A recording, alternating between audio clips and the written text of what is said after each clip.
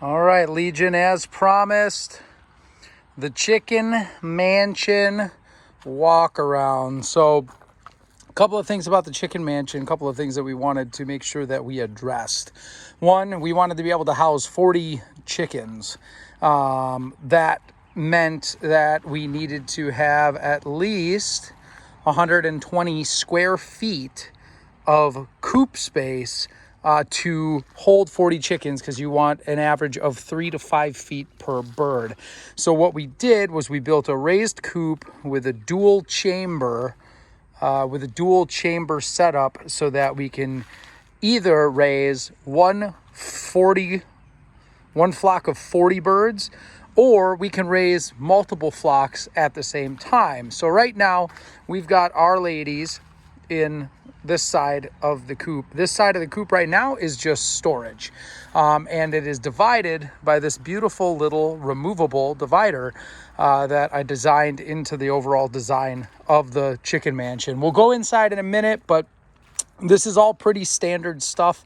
The windows obviously flip out so that we can have airflow on either side. We have an airflow vent.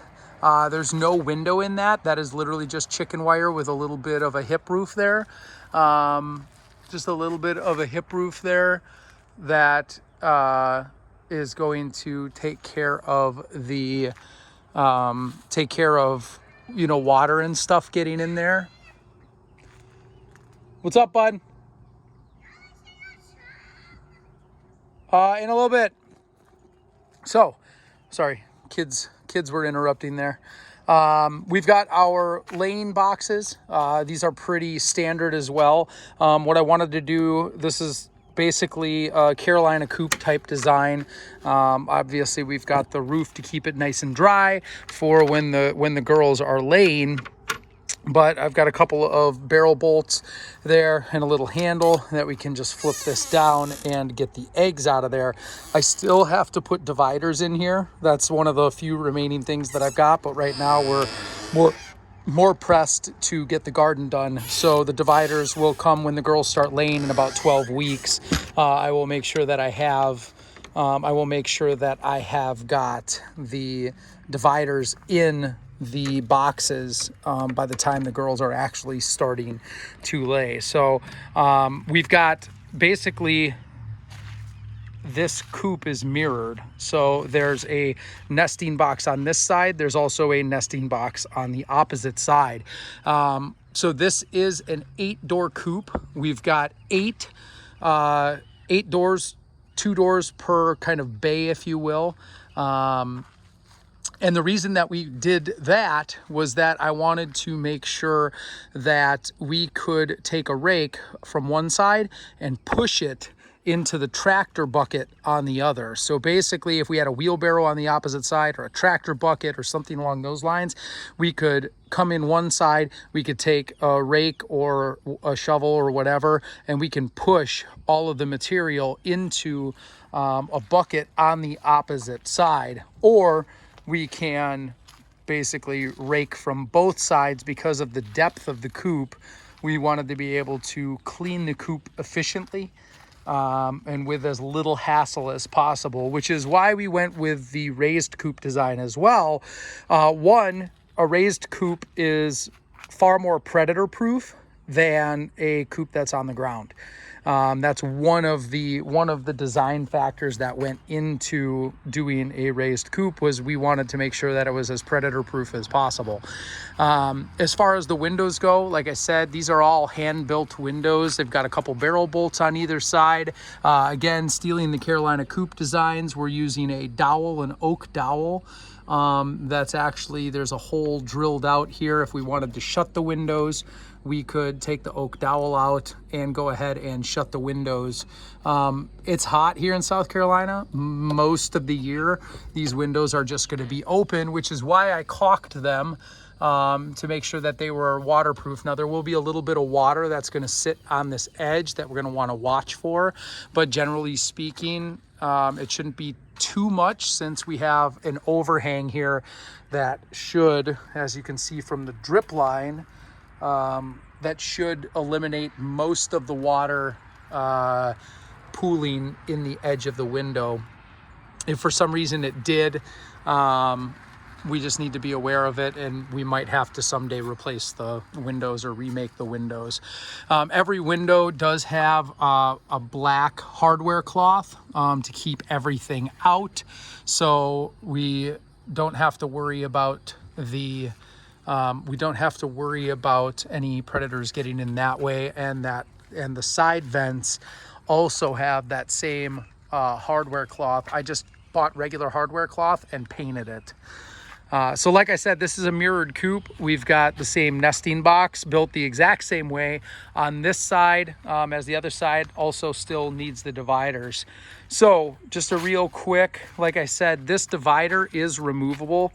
I can pull this out. It is channeled in there. This divider, we chose to do just a like chicken wire. We could make this hardwood if we wanted to keep flocks completely separate where they couldn't see each other. But this is fully removable. It can come all the way out or all the way in at any point. So taking it inside, couple of door features, barrel bolt down here, and then a gate latch with a carabiner just to make sure that raccoons or any animals that might be able to figure out this gate latch mechanism cannot get into it because of the carabiner. They won't be able to get that off. So we'll go ahead and open the door to the coop and we'll show you the inside. So what you'll notice is that this is a very, very large coop. The girls have a lot of space. We've got 20 birds in our flock right now. This is an 8-foot by 8-foot raised coop. When you add in the other side, it's actually a 16-foot by 8-foot raised coop. This may be the biggest raised chicken coop on the internet, but I'm not 100% sure. A couple more features that we stole again from Carolina Coops. I gotta keep shouting out Carolina Coops because a lot of these features come standard in their offerings. And so we used a lot of their methods to build this coop. We do have removable roost bars, so if we ever want to clean them, because you'll notice that they do get a little bit dirty. We don't have them rope wrapped right now. Eventually we'd like to get there. For the time being, we're just using regular, these are 2x3 that we ended up doing a 45-degree bevel on both sides and then sanding down.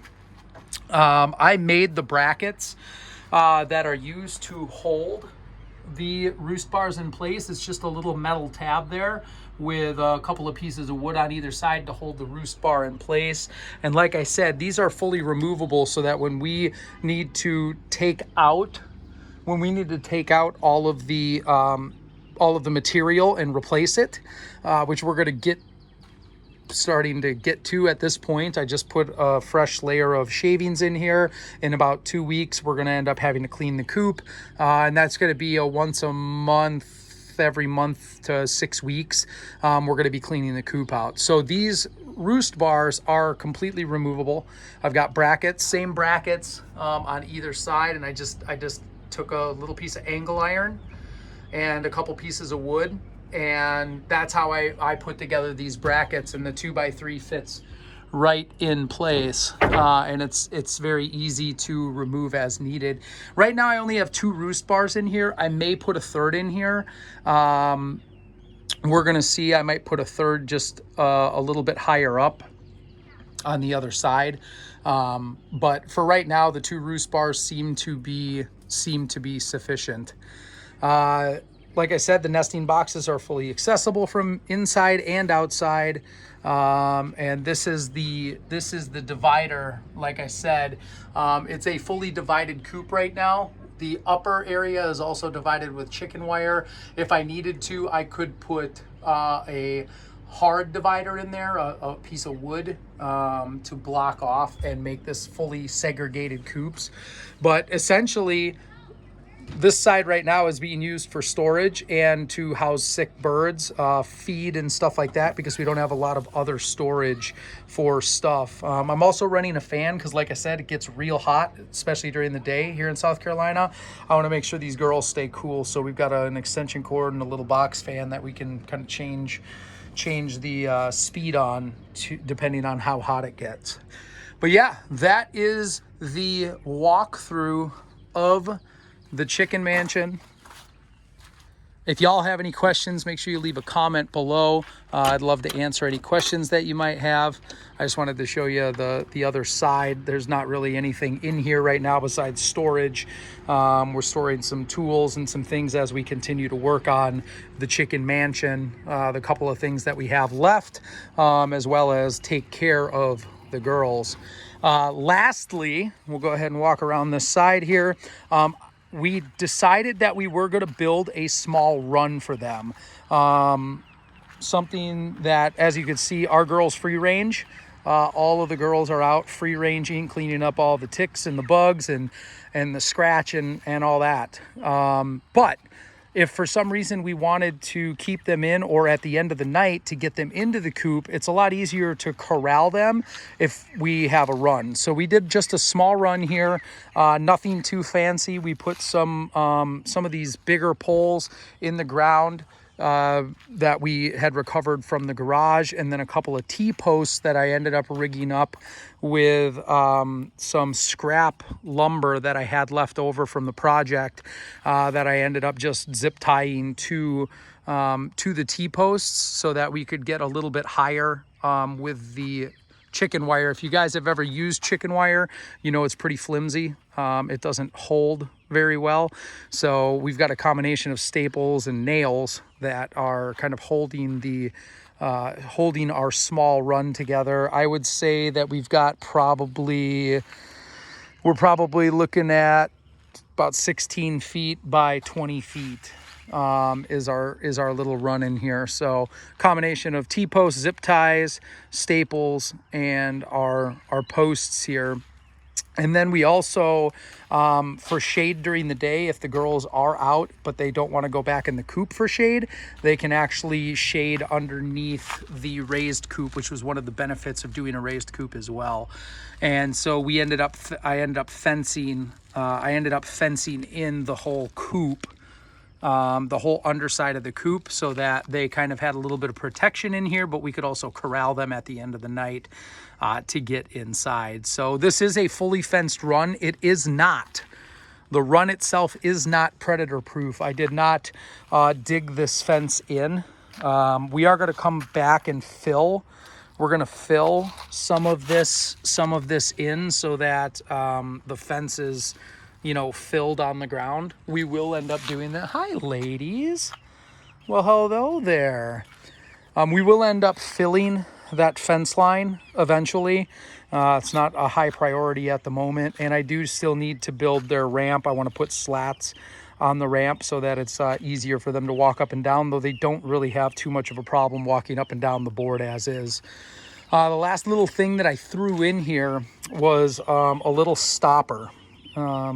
This is just a 1/2-inch piece of plywood that I cut to length, so that, and it fits between the floorboard.